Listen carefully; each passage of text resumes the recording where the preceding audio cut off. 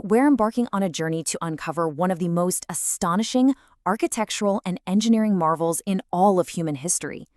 Just imagine a sprawling metropolis, literally carved right into a canyon, swallowed up by the desert sands, and hidden away for centuries. Today, we're looking at a place where human ingenuity bent a massively harsh environment entirely to its will. Get ready, because the story of this hidden desert city is absolutely going to change how you view ancient civilizations. Picture this. You're wandering through a barren wasteland, miles and miles from civilization. You turn a corner, and suddenly, towering right above you is a colossal 127-foot structure. Now here's the kicker. It's not built from individual bricks or stones dragged from some faraway quarry. No, this colossal monument was carved directly into the sheer, solid limestone face of a mountain. It is a completely jaw-dropping sight. But as you stand there staring up at these meticulously sculpted pillars and intricate designs, a chilling question kind of just echoes in the silent desert air. Who on earth built this masterpiece in the middle of nowhere, and why? Well, for hundreds of years, the Western world had absolutely no idea this place even existed. But that all changed in the year 1812. A Swiss adventurer named Johann Ludwig Burckhardt, who was actually disguised as an Arab scholar at the time, heard these whispers of a magnificent lost city. Following the rumors, he navigated a really treacherous, incredibly narrow 1.5-kilometer gorge, cutting right through towering cliffs. As the claustrophobic rocky walls finally widened, he stepped out into the blinding sunlight and laid eyes on a towering, forgotten world in southern Jordan. He had just rediscovered Al-Khazna, famously known as the treasury, which is the crown jewel of the ancient city of Petra. Okay, let's dive into this. Who were the masterminds behind this place? They were a people known as the Nabateans. But here is the really wild part. Roughly 2,000 years ago, Greek and Roman sources actually described the Nabateans as nomadic tent dwellers. They were basically a tribe living in temporary camps in the incredibly harsh Arabian desert. So how do you go from living in tents to carving massive stone cities? Well, wealth. The Nabateans became the absolute masters of the desert trade routes. They moved highly sought-after silk and spices, essentially acting as this crucial ancient highway connecting the massive empires of China, India, Egypt, and Rome. They accumulated massive riches, and they used that wealth to build a capital city unlike any other. But their incredible wealth brings us to the first massive engineering mystery of Petra. If you look at construction sites today, any tall building is completely surrounded by temporary wooden or metal scaffolding, right? That's what allows workers to reach the top. But when archaeologists and historians swarmed Petra, they found absolutely zero physical evidence. No post holes, no structural scarring, nothing to suggest the Nabateans ever used scaffolding to carve a 127-foot-high, flawlessly symmetrical monument. So if they couldn't build up, how did they do it? The answer actually revealed itself in an unfinished project. Looking really closely at this one site, researchers realized that only the beautifully detailed top half of the monument was finished, while the bottom half was just raw, completely untouched limestone mountain. This was the massive aha moment. It proved that the Nabateans weren't building from the ground up like almost every other civilization in history. They were carving from the top down. Let's break down exactly how brilliant this top-down carving method actually was. Step 1, the workers would hike up the mountain and dig a deep horizontal shaft directly into the rock face, right where the very top of the monument was going to be.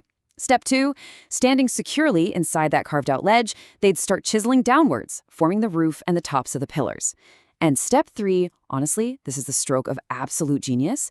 As they chipped away the mountain, the massive amount of stone rubble falling to the ground created a natural, ever-growing ramp. So by the time they were halfway down, they were literally just standing on their own debris to carve the lower half, with absolutely no need for wooden scaffolding whatsoever. Now, when trying to decode the city's actual purpose, experts found this rare Aramaic script near one of the sites that read, "This tomb is very sacred. Whatever is inside it should never be changed or removed." When you combine that ominous warning with the fact that explorers found over 800 intricately carved stone chambers filled with human-sized shelves, well, the initial, undeniable conclusion was that Petra was just a spectacular, giant cemetery, a gorgeous, silent city of the dead. But as excavations continued, that theory was completely upended. Petra wasn't just a sprawling graveyard for kings and rich traders. By mapping out the true, vast size of the living areas hidden away in the canyons, historians realized that during its golden age, Petra was a bustling, vibrant, and incredibly alive metropolis. The population wasn't just a few hundred priests, it was an astounding 30,000 people. And that revelation triggers a far more pressing logistical mystery. This city was situated in one of the driest, most barren, and isolated wastelands on the planet. There is no major river flowing through the center of town. So how on earth did a population of 30,000 people, along with thousands of thirsty camels and livestock passing through the trade routes, manage to survive day in and day out without a readily available natural water source? To figure this out, experts turn to modern technology, specifically ground-penetrating radar, or GPR. Think of GPR kind of like an underground sonar. It shoots radio signals deep into the earth. If a signal hits solid rock or dense dirt, it bounces back pretty slowly. But if it hits a hollow space, the signal shoots back much faster. Researchers literally dragged this GPR equipment across the floor of a massive central structure known as the Great Temple, totally unaware of what was lurking right beneath their feet. And this brilliantly illustrates the sheer genius of the Nabateans. The GPR results lit up like a Christmas tree. It revealed a massive, intricate network of hollow channels carved directly beneath the stone floor of the temple. Think about it. In modern cities today, we lay down a complex grid of underground plumbing pipes before we even pour the foundation or build the floors. Well, the Nabateans were doing the exact same thing 2,000 years ago. They had an invisible, citywide plumbing system humming right beneath their stone streets. Okay, so the plumbing was there, but it still needed water, right? Where did it come from? Well, the closest reliable water source is a natural underground spring known today as Ain Musa. The massive problem, though? Ain Musa is located a staggering 8 kilometers, or about 5 miles, away from the rocky city center.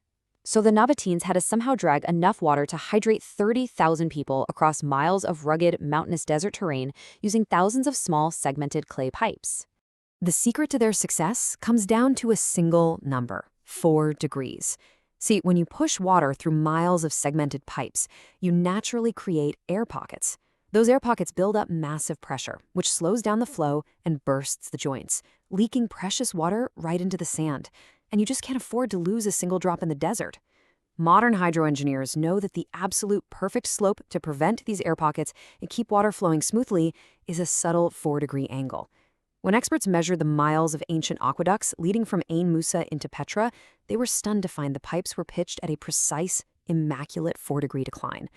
They were absolute masters of hydroengineering. They didn't just passively survive the harsh environment either. They actively engineered it to their advantage. Water in the desert is obviously rare, but when it does rain, it brings deadly seasonal flash floods that can tear through a canyon and destroy everything in their path. But instead of letting these floods wipe them out, the Nabateans built 5 massive ancient dams. And some of these walls still stand perfectly preserved today. They captured the raging floodwaters, stored millions of gallons for the harsh drought seasons, and simultaneously protected their stunning city center from total devastation. So, the Nabateans were incredibly wealthy, highly adaptable, and brilliant engineers who completely conquered an unlivable desert. So, why is it empty today? Why were 30,000 thriving citizens eventually forced to abandon their magnificent stone capital and just leave it to be swallowed by the sands? The tragic answer actually lies in the very earth they carved their homes into. Ancient records and structural damage tell us that in the year 363 AD, a catastrophic earthquake violently shook the region. It shattered the beautiful temples, sure, but far worse, it cracked their magnificent dams and water systems. Without the dams, subsequent unchecked flash floods ripped through the city, completely destroying the remaining infrastructure they had spent centuries perfecting. The lifeblood of the city was just gone, and the trade routes slowly shifted elsewhere. Petra was abandoned, sleeping quietly in the desert until its dramatic rediscovery in 1812 by Burckhardt. Eventually, its breathtaking beauty would be recognized globally as a UNESCO World Heritage Site in 1985, and famously immortalized on film as the resting place of the Holy Grail in Indiana Jones, of course. Petra stands today as this profound testament to the absolute heights of human creativity and resilience. They transformed a barren rock into an oasis of wealth and art. Yet its silent canyons also offer a pretty humbling reminder. The very water they engineered to build their empire ultimately played a part in washing it away when the earth shook. It leaves us with a really fascinating thought to ponder as we wrap up this explainer. If a masterfully engineered city carved directly into solid stone can ultimately be reclaimed by nature, what is the true lifespan of the empires and engineering we are building today?